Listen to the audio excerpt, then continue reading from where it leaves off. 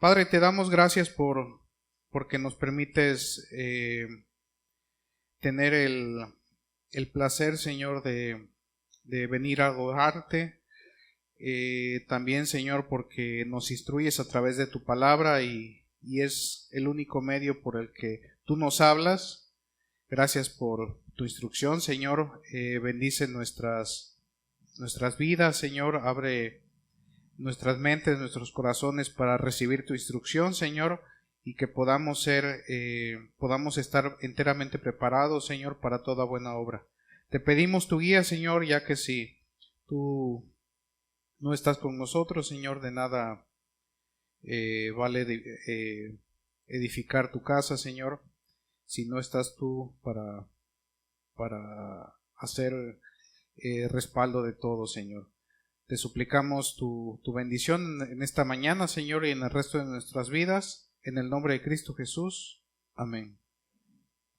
Bueno, hermanos, en la semana pasada nos quedamos viendo una gráfica por ahí, donde veíamos 3 tipos de personas de acuerdo a la Biblia. La primera, vimos el derrochador y el acumulador, ambos necios, pero el último, el derrochador, también idólatra. A continuación vamos a ver el tercer tipo de persona según su nivel de ahorro, el ahorrador, a la persona a la que aspiramos todos nosotros. Este no se lo gasta todo, pero tampoco hace de la acumulación su objetivo de vida. Vive con un balance correcto y el Señor está contento con este administrador. Recordemos lo que dice Proverbios 21:20. Ahí nos instruye el Señor, dice: tesoro precioso y aceite hay en la casa del sabio, pero el necio todo lo disipa. En este tipo de persona hay sabiduría, lo contrario a la necedad del ahorro. ¿Se acuerdan de Génesis? Génesis, cuando nos habla de José, que interpretó el sueño del faraón egipcio, y que en ese sueño él soñó con 7 vacas gordas y 7 vacas flacas. Y en vista de que él pudo interpretar, él fue el único de entre todos los magos que tenían ahí los egipcios, él fue el único que pudo interpretar el sueño. Lo nombraron primer ministro de Egipto. Y todo ello fue orquestado por el Señor para preservar a su pueblo, porque más adelante los iba a traer. Bueno, esta enseñanza no es una lección financiera, sin embargo, para el propósito de este estudio, hay unos aspectos que nos interesan estudiar. Lo primero es de que vendrían 7 años de vacas flacas, de escasez. Entonces, lo lógico, o mejor dicho, lo sabio, es que se anticiparan para hacerle frente, y eso fue lo que hicieron.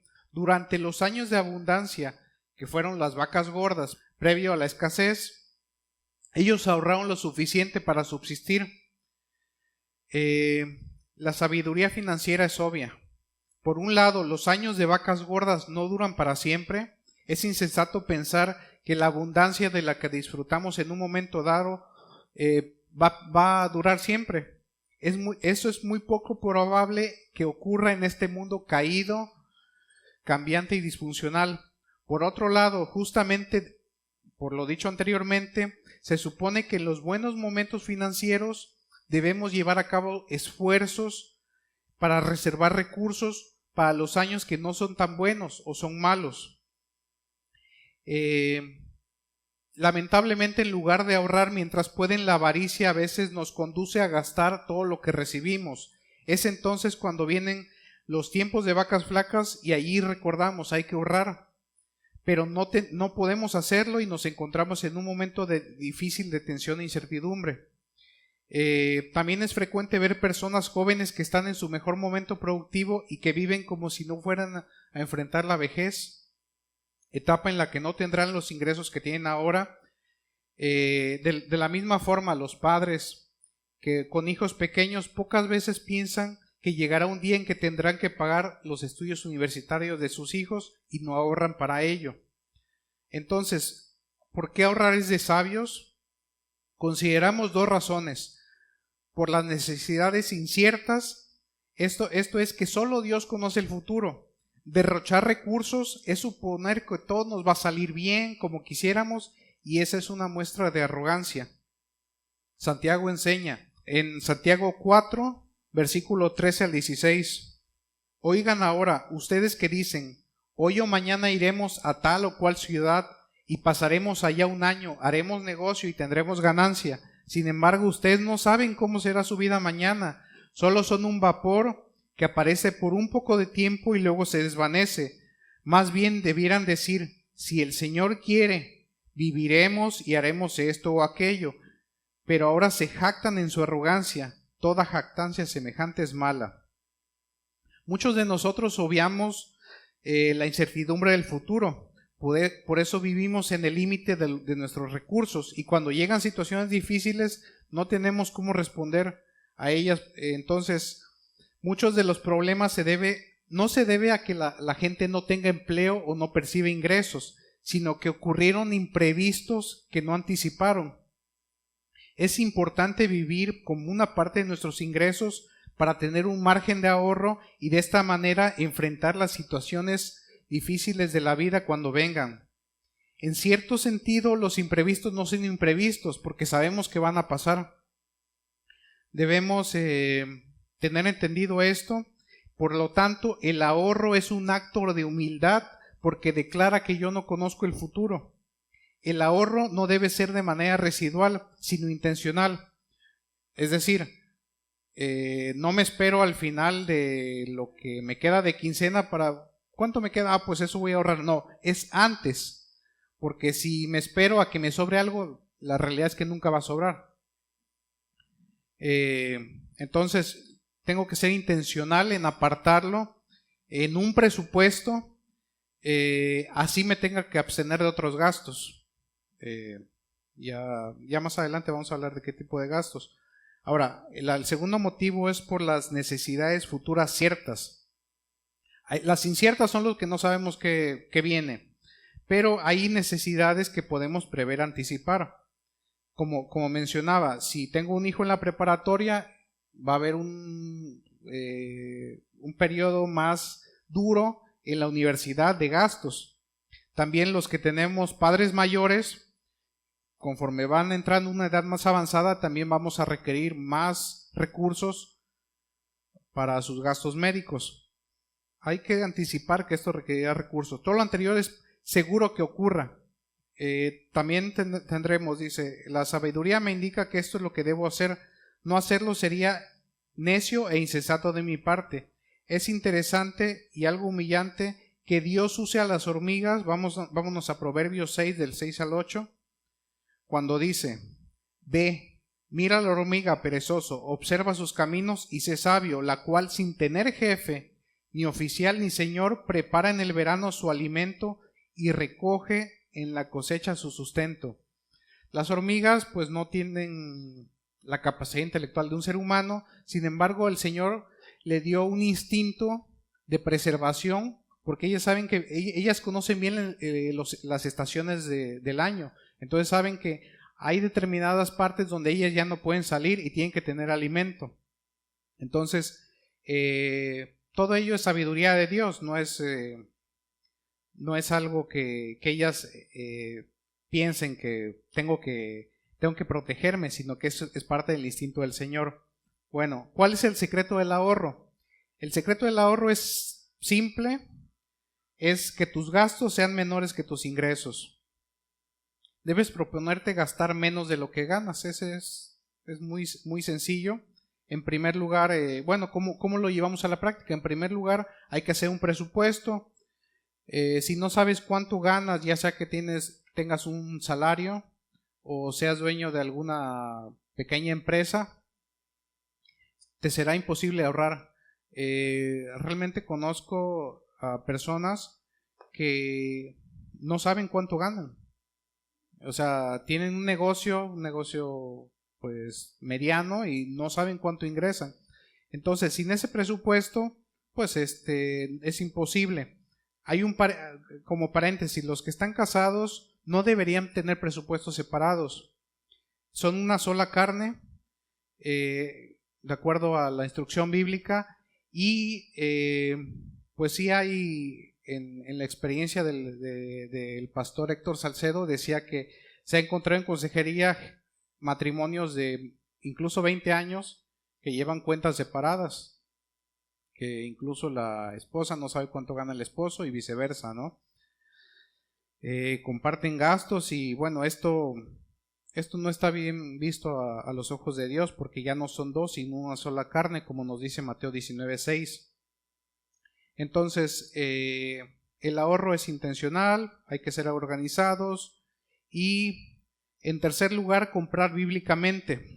Es decir, no gastes por encima de tu nivel de vida buscando tu gozo en las posesiones. No hay que confundir la felicidad o el gozo con el disfrute del estreno. O sea, por ejemplo, voy y me compro unos tenis, pues me voy a poner feliz, ¿no? Me voy a poner feliz por un pequeño periodo de tiempo, de manera muy temporal y efímera, pero eso no es gozo, y es el problema de que muchos asocian ese sentimiento con la felicidad y realmente no tiene nada que ver. Entonces, cada vez que financias algo, es decir, cuando lo compras a plazos, hay una porción del pago que son intereses. Estás pagando más por consumir lo que quieres. En pocas palabras, no compren a plazo y con intereses lo que no es necesario. Huye de los intereses todo lo que puedas. Ellos comen tus ingresos, en especial cuando son tarjetas de crédito. Pueden llegar incluso a ser muy elevados anualmente.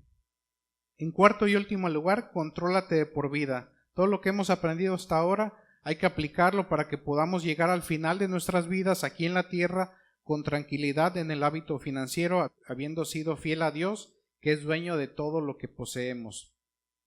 Todo esto nos lleva nuevamente al tema del carácter del creyente. El ahorro sistemático, más que un sobrante financiero, es el resultado de una combinación de virtudes en el carácter del que ahorra. En otras palabras, el creyente que ahorra de manera regular una parte de sus recursos puede hacerlo porque cuenta con la disciplina, el orden y los valores que lo hacen manejar sus recursos de una manera que agrada a Dios. Es cierto que muchas dificultades económicas se deben a que están fuera de nuestro control y que incluso hay casos muy difíciles que aún en el mejor de los planes de ahorro no vamos a poder salir. Pero como ya hemos mencionado, la mayoría de los desórdenes financieros son producidos por un desorden en las vidas de las personas que son producto de debilidades del carácter. ¿Cuál es la cura de esto? Es el contentamiento. ¿Cómo podemos entonces combatir el materialismo y el descontento que genera déficit y finalmente deuda? El apóstol Pablo nos muestra el secreto de esto en su carta a los Filipenses. Vámonos a Filipenses 4, versículos 10 al 13. Dice: me alegré grandemente en el Señor de que ya al fin han reavivado su cuidado para conmigo. En verdad, antes se preocupaban, pero les faltaba la oportunidad. No que hable porque tenga escasez, pues he aprendido a contentarme cualquiera que sea mi situación.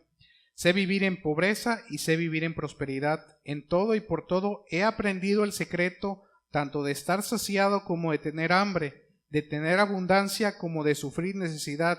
Todo lo puedo en Cristo que me fortalece. Ahora, Pablo escribió esta carta en un encarcelamiento en Roma. A pesar de eso, por ahí vi la película de Pablo, eran condiciones horribles para cualquier ser humano. A pesar de ello, esto es conocido como la carta del gozo, no solo porque Pablo le escribió en gratitud a la ofrenda recibida de los filipenses, sino también porque en más de 12 ocasiones Pablo hace mención de las palabras gozo o regocijo. Este pasaje muestra de manera clara que es posible estar contento en cualquier situación, incluso aunque estemos encarcelados. Pablo no es un ángel ni es Cristo. Es un ser humano como nosotros, pero aprendió a vivir contento y eso es más que simplemente estar alegre. En el griego él usa la palabra autarques, que significa independiente de sus circunstancias, que ninguna ayuda o soporte es necesario para estar bien. En otras palabras, él no necesita lo externo para estar contento en lo interno. No es que nos vayamos a reír cuando viene una adversidad, pero podemos estar confiados y ella no nos debe de alterar o al menos no significativamente. Pablo, en otras palabras, está diciendo: he aprendido a estar bien dentro de mí, aunque las cosas estén mal afuera, no me falta ni me sobra nada para estar tranquilo. En otras palabras, el contentamiento en el ámbito financiero es estar en paz con el nivel socioeconómico en el que Dios nos ha colocado luego de hacer nuestro mejor esfuerzo para avanzar en la vida sin descuidar los llamados de Dios. Ahora, viendo este pasaje de Filipenses 4, Pablo estuvo contento porque, como primer punto, él confiaba en el absoluto control de la soberanía de Dios. Fíjense cuando dice: me alegré grandemente en el Señor de que ya al fin han reavivado su cuidado para conmigo. En verdad que antes se preocupaba, pero les faltaba la oportunidad. Pablo no se está quejando ni tiene resentimiento porque pues antes le ofrendaban y de repente lo descuidaron. ¿Por qué? Porque Pablo conocía que quizás ellos tenían la intención, pero finalmente él sabía que Dios había orquestado que la ayuda de los filipenses llegara hasta ese momento. En otras palabras, si esto fue así, fue porque Dios lo permitió. Esto lo protegió de, como comentaba, el resentimiento. Y bueno, esa es la respuesta de un hombre confiado en el control soberano de Dios sobre todas las cosas. Seguramente, pues, en algunos círculos evangélicos hay muchas enseñanzas que cuando hay carencia dicen, el diablo ha intervenido. Pensar esto es angustiante para cualquier persona porque es una enseñanza que contradice la Biblia. En el libro de Job, capítulo 1, vemos justamente a Dios dando permiso a Satanás para ir contra de Job, pero en ningún momento Dios pierde el control. Tal y como lo decía R.C. Sproul, si existe tan solo una molécula rebelde del universo, una molécula corriendo libre fuera del alcance de la soberanía de Dios, no podemos tener la más mínima confianza de que cualquier promesa que Dios haya hecho acerca del futuro llegue a cumplirse. En pocas palabras, si Dios no controla todo, no es confiable y no es Dios. El contentamiento requerirá que confiemos en el soberano control de Dios sobre todas las cosas y poder decir: Señor, gracias por todo, por lo que me has dado, pero también por lo que me has quitado. Tú sabrás por qué. Gracias. El contentamiento requiere aprendizaje. Si vemos ahí dice: he aprendido a contentarme cualquiera que sea mi situación.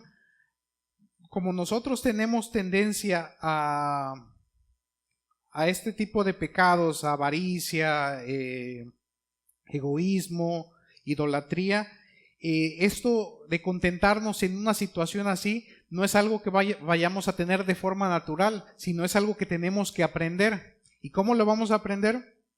Pues ejercitándonos como un atleta. Alguien que va a ir a un maratón, ¿cómo se prepara? Corriendo. Entonces, cuando vengan situaciones adversas, es cuando nosotros podemos aplicar este principio y ejercitarnos para estar contentos en pase lo que nos pase, ¿no? Es algo que tenemos que aprender, no es algo que podamos tener de manera innata. Y bueno, va a requerir tiempo. Cuando nos sentimos inconformes con lo que Dios nos ha dado, deberíamos arrepentirnos de nuestra actitud, pedir perdón y decir: Señor, perdóname porque a pesar de tenerte a ti, estoy descontento y me siento desdichado. El corazón piensa que necesita más, pero no es así. Si tenemos al Señor, tenemos un precioso y eterno tesoro. Bueno, el contentamiento requiere estar satisfecho con poco. Sé vivir en pobreza y sé vivir en prosperidad. En todo y por todo he aprendido el secreto tanto de estar saciado como de tener hambre, de tener abundancia como de tener necesidad. Pablo ha aprendido que no importa en qué extremo financiero se encuentre, ya sea que tenga mucho o que tenga poco. Aquí vamos a hablar de la escasez. Resulta chocante que una persona pueda decir que se mantiene contento a pesar de esa situación, sobre todo en una generación en la que vivimos, que se entiende que la vida está en los bienes. Pablo en 1 Timoteo 6:8 le dice a Timoteo: y si tenemos qué comer y con qué cubrirnos, con eso estaremos contentos. Es decir, muy poco era suficiente para Pablo. Con sus necesidades cubiertas, él podía decir estoy contento. Eso es tener sustento y abrigo. Son asuntos básicos y necesarios. Fuera de eso, lo demás son deseos. Es posible que hoy haya más cosas que son necesarias para nuestra vida, como puede ser un celular, una computadora, medios de trabajo, incluso para algunos un vehículo, pero el bombardeo de publicidad nos hace pensar que todo eso, que todo lo que nos exponen por medio de la publicidad es necesario. Entonces, mientras más me dejo convencer por la publicidad, más descontento voy a experimentar. Entonces, es importante que sepamos la diferencia entre una necesidad y un deseo. A veces no solo es desear más cosas, sino mejores. Por ejemplo, puede ser una necesidad tener un celular, pero un deseo puede ser un iPhone 16 Pro Max de 40,000 pesos. Eso ya vendría siendo un deseo. De igual forma, para algunos puede resultar necesario un vehículo, pero un deseo es tener un BMW. Está fuera de sus posibilidades. Entonces, tenemos que tener la sabiduría para distinguir deseo y necesidad.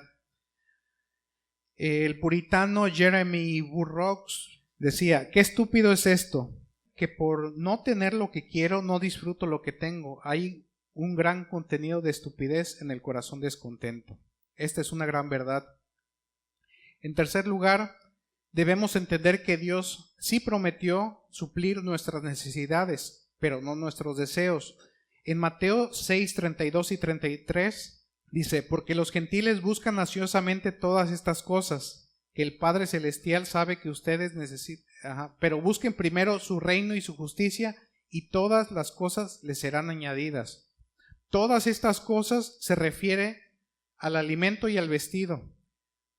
Jesús promete que vamos a tener esas cosas, pero hay descontento porque no suple lo que consideramos necesidades. Si evaluamos estas necesidades, veremos que a veces son simples deseos. El siguiente punto es que el contentamiento requiere total dependencia de Cristo. Todo lo puedo en Cristo que me fortalece.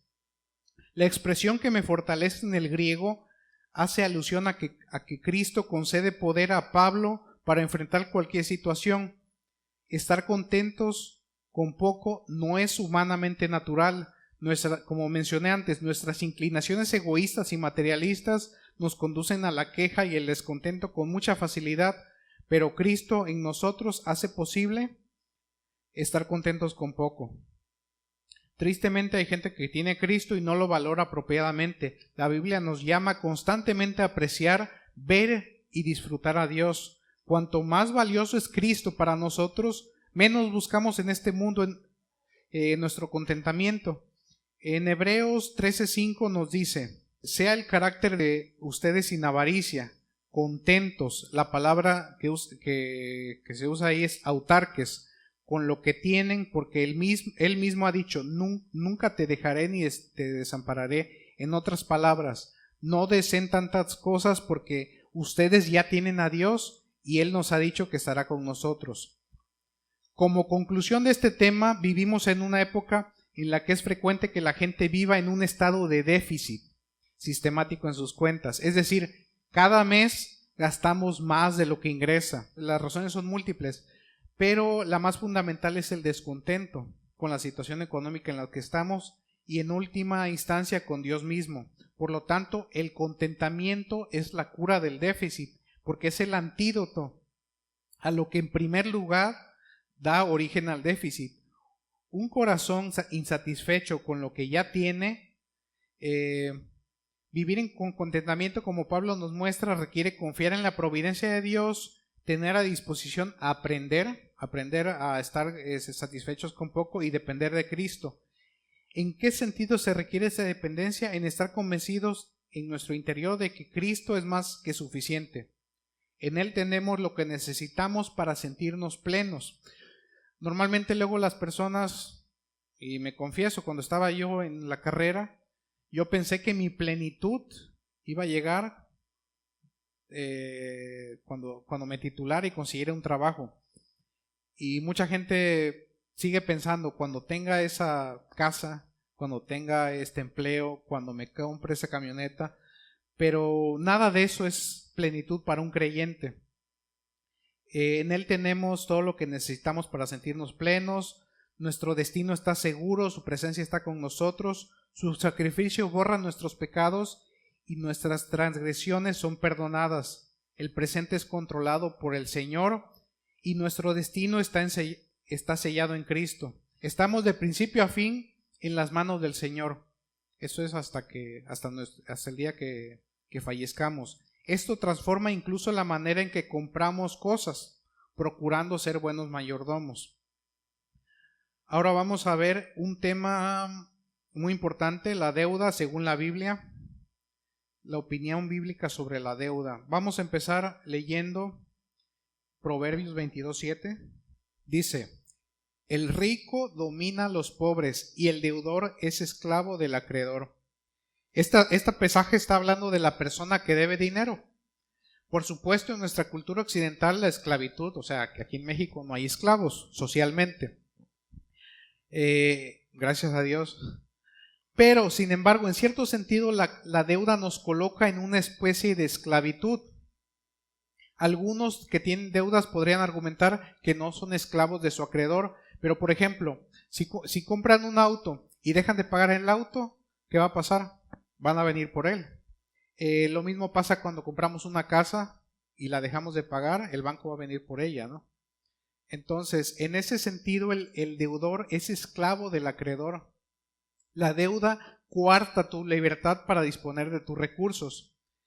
En otro pasaje en Deuteronomio también vemos una enseñanza, Deuteronomio 28, 1 al 14, no lo vamos a leer todo, pero en el versículo 12 dice: abrirá el Señor para ti su buen tesoro, los cielos, para dar lluvia a tu tierra a su tiempo y para bendecir, y tú prestarás a muchas naciones, pero no tomarás prestado. En otras palabras, Dios asocia el estado de bendición con uno de no tener deuda.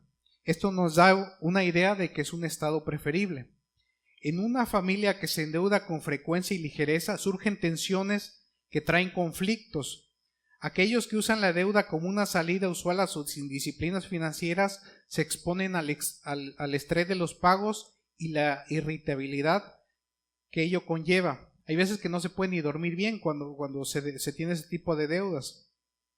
Aparte del mal humor que provoca, y pues una persona malhumorada pues empieza a generar discordia en sus vidas y en sus hogares.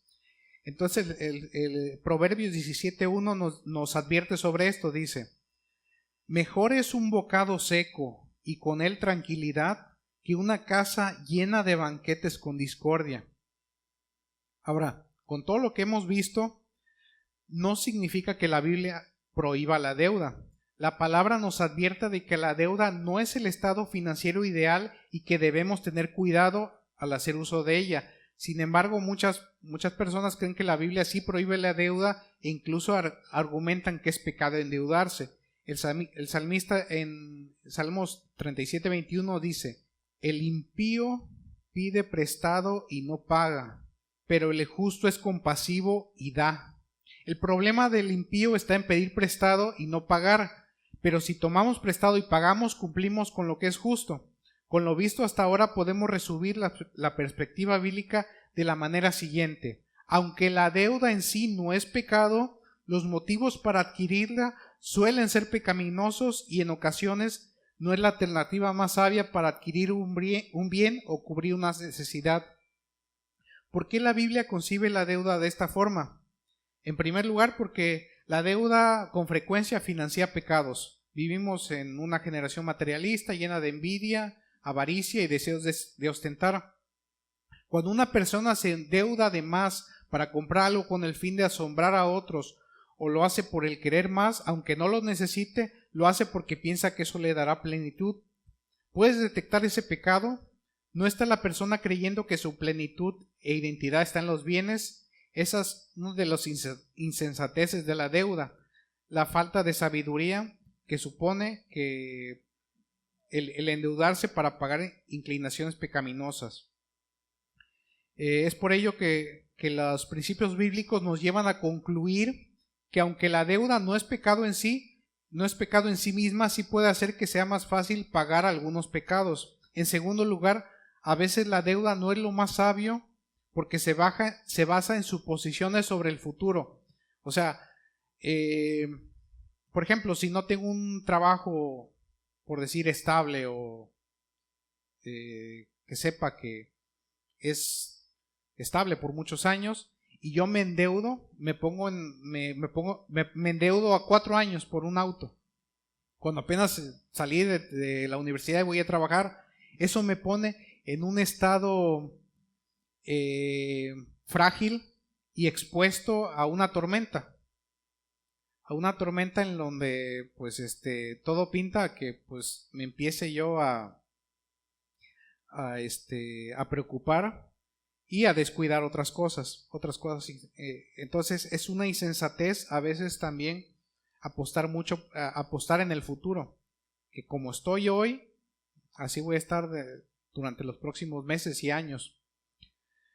Entonces la falta de sabiduría supone que endeudarse para pagar inclinaciones pecaminosas, y bueno, no es pecado en sí mismo, pero Santiago, en Santiago 4, 13 al 16, nos dice que tomar decisiones según conjeturas sobre el futuro es pecaminoso. En tercer y último lugar, la deuda a veces no resulta lo más sabio, porque con frecuencia conlleva altos intereses y por tanto implica una administración ineficiente de nuestros recursos. Ciertamente puede resultar atractiva, pero cuando sacamos las cuentas con frecuencia nos arrepentimos de haberlo adquirido. Si no somos cautelosos, la deuda podría hacernos un daño financiero que no anticipamos. Les voy a platicar brevemente mi historia con el coche que manejo. Lo compré a plazos y cuando dije, bueno, pues finalmente podría yo liquidarlo, resulta que los bancos hacen una especie de una figura como triangular, donde tu primer pago es más del 90% es interés y abonos a capital, nada. Y el último pago es lo contrario. Pagas poquito de interés y una deuda. Entonces, sí me arrepentí de cuando lo adquirí así. En ese momento era la única forma de adquirirlo. Pero entiendo el dolor del que habla el autor.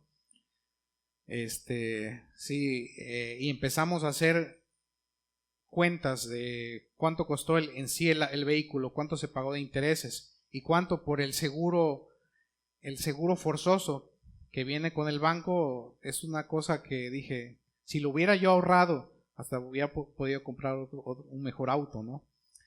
Pero y más aquí en México, los créditos son excesivamente altos.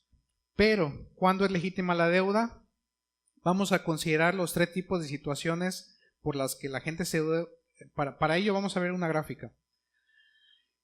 El punto número 1, este es un pequeño gráfico de cuando una deuda es ilegítima o es válida. En el de hasta arriba es el exceso de gastos, es cuando hay veces que los gastos son mayores que los ingresos. Y bueno, es frecuente que este tipo de deudas del primer punto, del exceso de gastos, se traten de cosas innecesarias, como mobiliario moderno, vacaciones familiares, celulares de última generación y celebraciones. Es muy común aquí en México, sobre todo para las personas católicas, endeudarse con la fiesta de 15 años. De igual manera, puede ser una boda, o sea, las personas que están comprometidas deben de obedecer al Señor y tienen que casarse, pero eso no implica que tenga que ser una boda de 300,000, 500,000 pesos, donde vayan 400 invitados. Entonces, eso sería una deuda ilegítima. Al igual que, dice, por ejemplo, si quieres tomar vacaciones con tu familia, dice, no es sabio endeudarse por un año para pagar las vacaciones. Es mejor ahorrar un año y después salir de vacaciones con mi familia. Eso sería lo sabio. Recordemos que nuestro estilo de vida debe corresponder a nuestra realidad. Necesito ser realista con mi economía y adecuarme a lo que el Señor, a lo que el dueño, que es Dios, me ha concedido. Las compras significativas.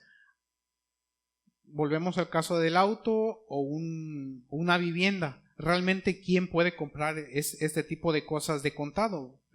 Son bastante costosas. Entonces puede ser válida siempre y cuando veamos también las condiciones y términos, y que también no me cuarten mi libertad para que yo pueda, pues, proveer para mi familia, tener la solvencia que es necesaria para vivir el día a día. O sea, no endeudarme de más.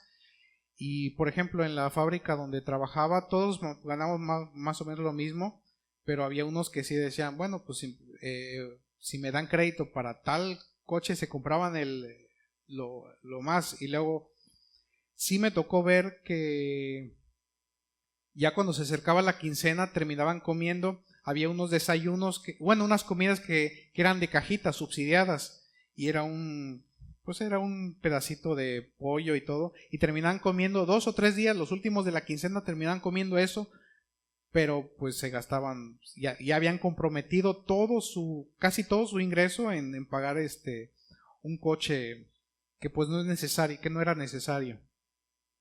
Bueno, entonces es legítima casa, carro, pues que lo compremos, pero que cuidemos esa parte, que no cuarten nuestra libertad. Y bueno, donde sí es legítima es en las situaciones imprevistas, que puede ser desempleo repentino, crisis de salud o un accidente. Ninguno de nosotros estamos exentos de ellas. Entonces la deuda en esos casos es legítima. Por ejemplo, si tu hijo se enferma y no tienes dinero para encarar esa enfermedad, ¿qué vas a hacer? Pedir prestado a la familia, a los amigos.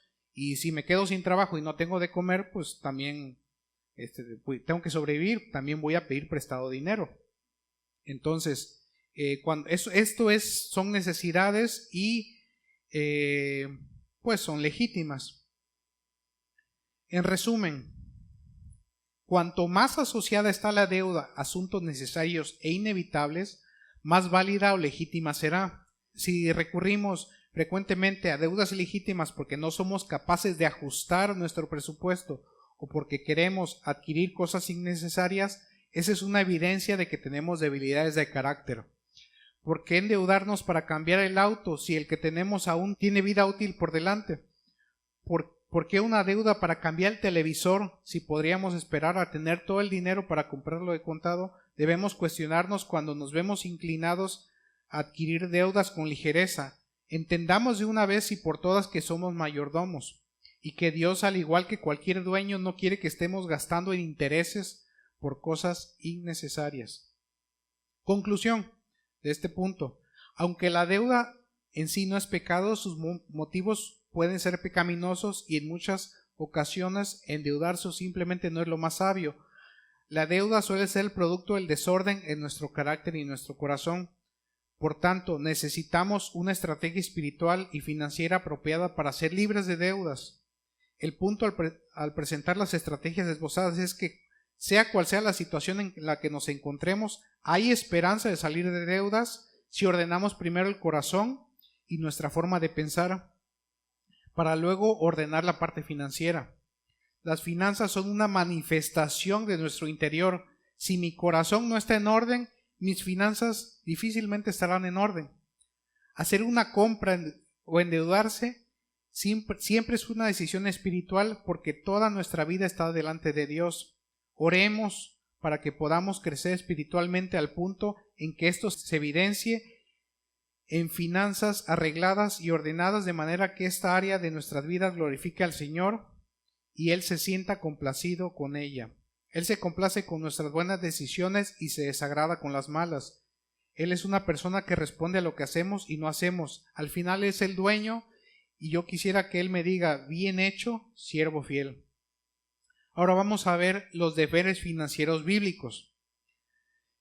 Como ya vimos, somos mayordomos de los recursos, pero la verdad es que Dios no ha callado al respecto y en su palabra nos ha dejado instrucciones precisas acerca de nuestros deberes financieros.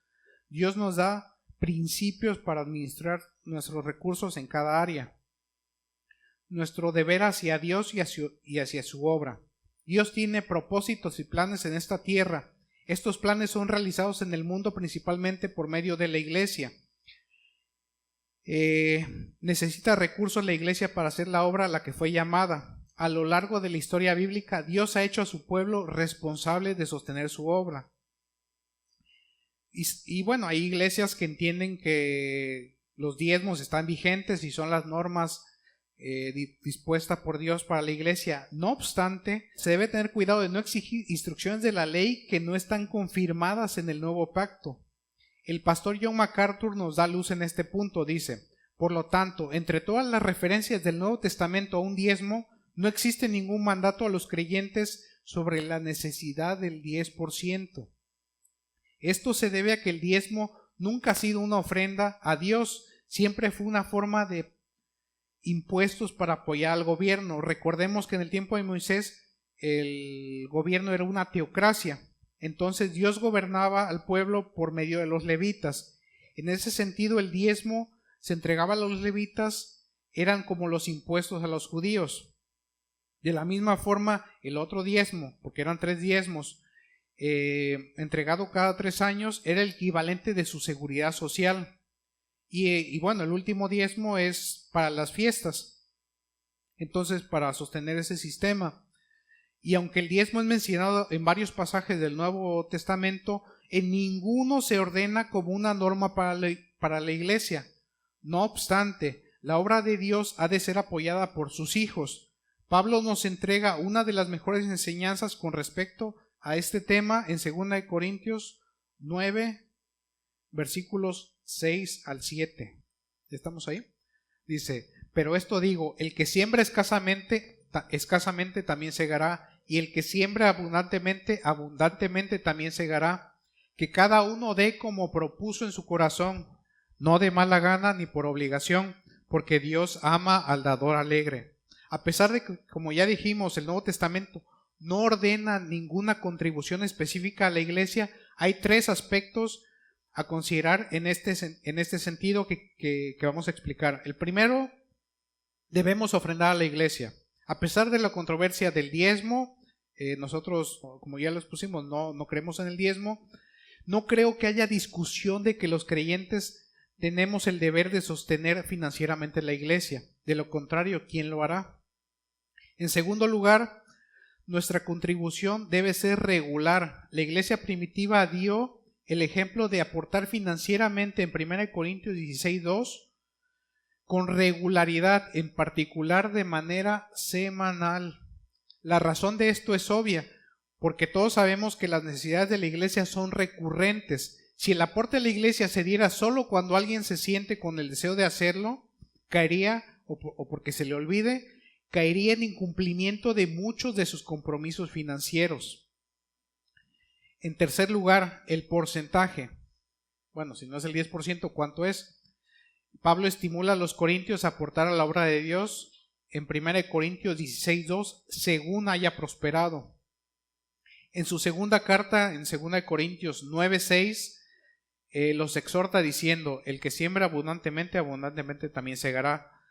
Pablo también elogia a los macedonios en 2 Corintios 8:1 al 5, porque dieron más allá de sus posibilidades. En ninguno de estos casos se habla de un porcentaje. No obstante, si pensamos en lo que dan a entender estos pasajes, es probable que concluyamos que en todos los casos se dio más de un 10%. Dios no ve el monto, sino el corazón. Dios no se asombra por lo que damos, Él es dueño de todo lo que existe. Como dice Ageo 2:8, en realidad a Dios no le damos nada, sino que le devolvemos parte de lo que recibimos en Él. Eso es justamente lo que dijeron los judíos cuando les tocó ofrendar para el templo, porque de ti, en 1 Crónicas 29:14 dice, porque de ti proceden todas las cosas y de lo recibido de tu mano te damos. No obstante, Dios se agrada más que por el monto, por la actitud con la que damos. Jesús elogió a la viuda que echó más que todos, porque echó todo lo que tenía para vivir en Lucas 21. Ella ofrendó confiando en Dios, esperando en la fidelidad a Dios, y Jesús lo vio. Pablo estimula en 2 Corintios 9:7 a ofrendar no de mala gana ni por obligación, porque Dios ama al que da con alegría. En otras palabras llanas, Dios disfruta ver a alguien ofrendando de manera gozosa.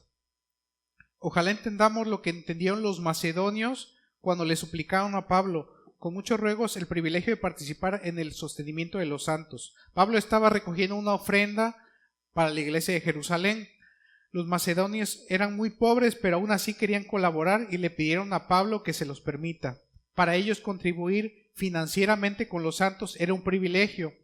Dicho lo anterior, nuestra contribución a la obra de Dios debería ser con fidelidad y gratitud por lo que hemos recibido de nuestro Dios.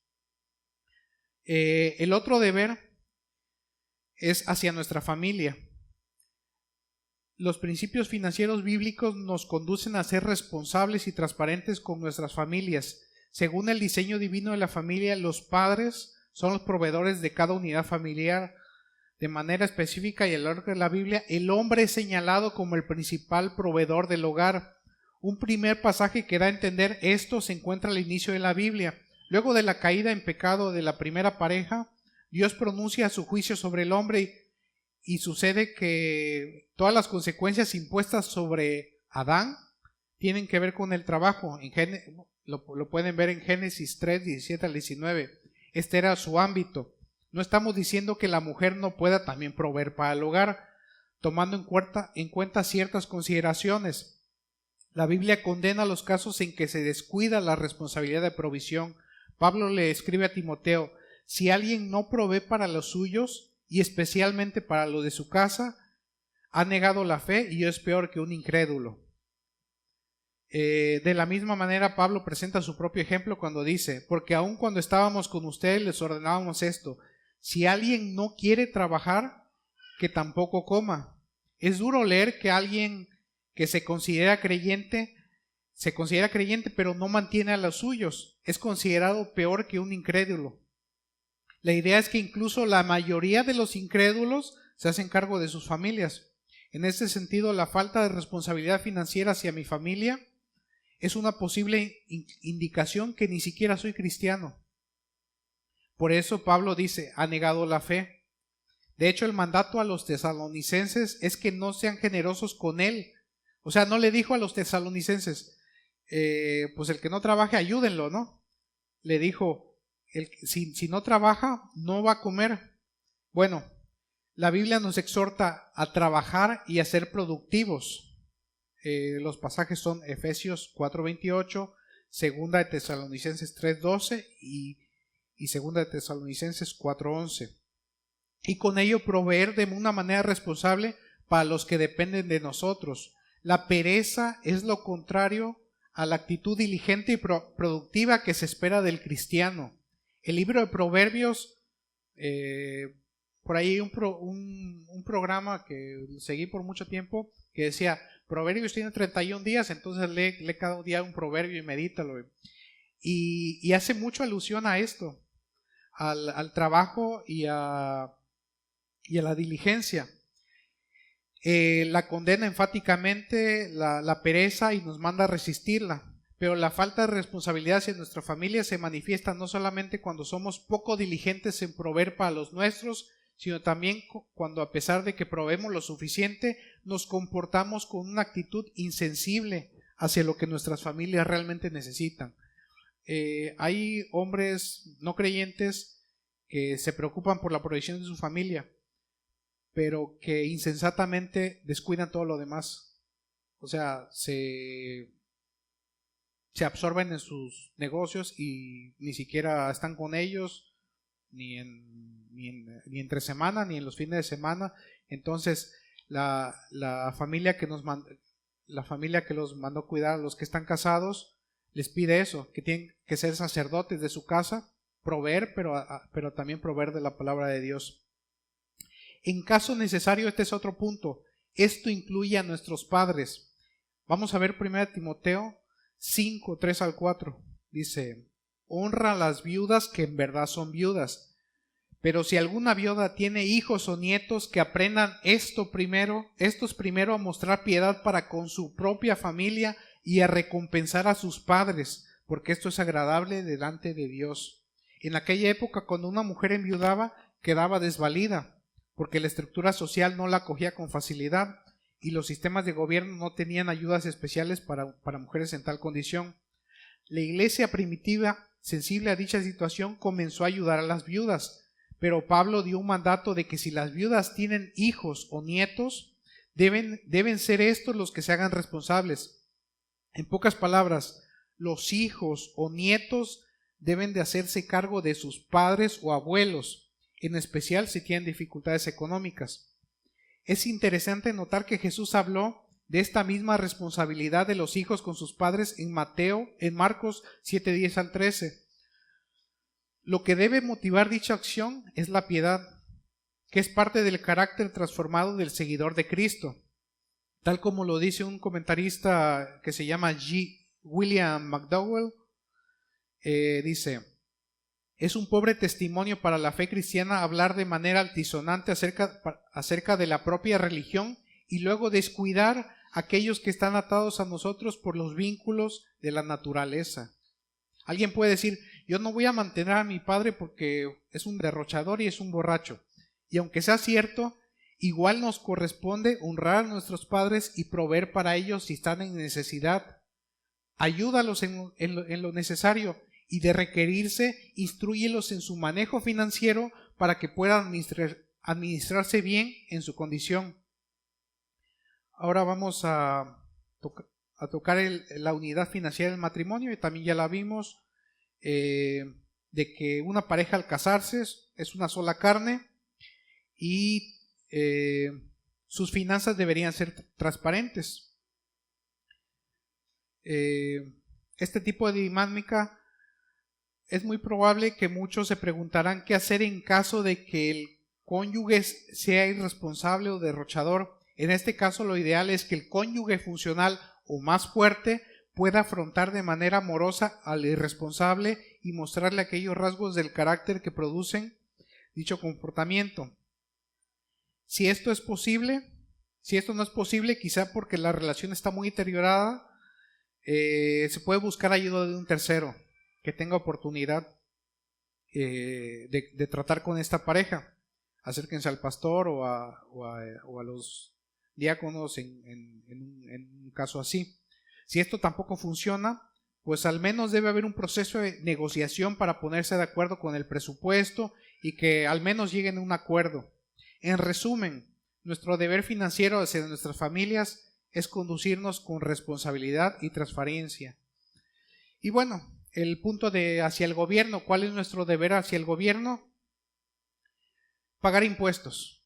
En resumen, es pagar impuestos, porque Pablo en Romanos nos dice que no hay autoridad sino de Dios, y las que existen por Dios han sido constituidas. Realmente, pues, en México tenemos, y lo más probable es que vamos a tener malos gobiernos, pero eso no exime el que tengamos que hacer cumplimiento de nuestros deberes ante Dios, pagar impuestos y no porque son servidores, porque los gobernantes finalmente pues Dios los puso, como Cristo también dijo, dar al César lo que es del César. Entonces tenemos que ser cumplidos en ese ámbito. Y como conclusión, hermanos, nuestro Dios reveló en su palabra cómo debemos conducirnos financieramente en cada una de las áreas de nuestras vidas, Si queremos honrar a Dios en nuestras finanzas, debemos ser obedientes en cumplir con nuestras responsabilidades financieras, siguiendo las instrucciones claras de la palabra de Dios y buscando su sabiduría en todo tiempo. En ocasiones, cuando hablamos a veces pensamos, es mi dinero, no son gastos privados, ya vimos que somos mayordomos. Entonces, hay situaciones un poco grises en donde tenemos que tener mucho discernimiento para que con Dios en oración podamos saber qué hacer en esas situaciones. Necesitamos entender que un corazón que atesora a Dios y busca obedecerle se evidencia en un buen manejo financiero en cada área para la gloria de Dios. Quisiera añadir el modelo de generosidad que Dios ha tenido con nosotros. Por el modelo de generosidad de Dios es Dios mismo. Él no nos pide que seamos generosos sin antes habernos mostrado una generosidad extraordinaria. Jesús nos dice, amen a sus enemigos y oren por los que los persiguen, para que ustedes sean hijos de su Padre que está en los cielos, porque Él hace salir su sol sobre malos y buenos y llover sobre justos e injustos. Dios es generoso con todos. De hecho, la generosidad de Dios es evidente en la creación misma. En la cruz vemos la máxima expresión de generosidad de parte de Dios. Jesús mismo nos dice, nadie tiene un amor mayor que este, que uno dé su vida por sus amigos. El amor y la generosidad de Cristo son de tal magnitud que colgado en la cruz, en un punto de máximo dolor, no dejó de interceder por quienes lo crucificaron y se burlaron de él. Esto resulta increíble para nosotros. Cuán abierta es la mano del Señor. Cuando Dios reveló su nombre a Moisés, él dijo, el Señor Dios compasivo y clemente, lento para la ira y abundante en misericordia y verdad. Su palabra nos dice que sus misericordias son nuevas cada mañana. Él no se cansó de nosotros ayer y no lo hará hoy. No colmamos su paciencia porque hemos sido completamente justificados por medio de Cristo Jesús. Su abundante amor por los suyos nunca dejará de ser. Este es el modelo que la Escritura nos invita a seguir. Seamos imitadores de Dios. Cuando somos generosos, reflejamos a Dios mismo, el carácter más extraordinario del universo. Vamos a orar, hermanos. Padre, te damos gracias por tu palabra, Señor, y te pedimos que nos ayudes a aplicar lo que tú nos muestras en nuestras vidas, en cada decisión que tomemos, Señor, que sea de tal forma que te agrade. Como vimos, Padre, que primeramente trabajes con nuestros corazones, con nuestro carácter, con nuestra mente, para que de eso emane el orden que a ti te agrade, Señor. Te damos gracias por tu iglesia. Te damos gracias por la provisión, Señor, porque hasta el día de hoy nunca nos ha faltado lo que Pablo nos comenta, sustento y abrigo. Gracias, Señor, por todo lo que has hecho con nosotros. Bendice a nuestros hermanos que no pudieron venir y síguenos guiando en tu sabiduría, Señor. En el nombre de Cristo Jesús. Amén.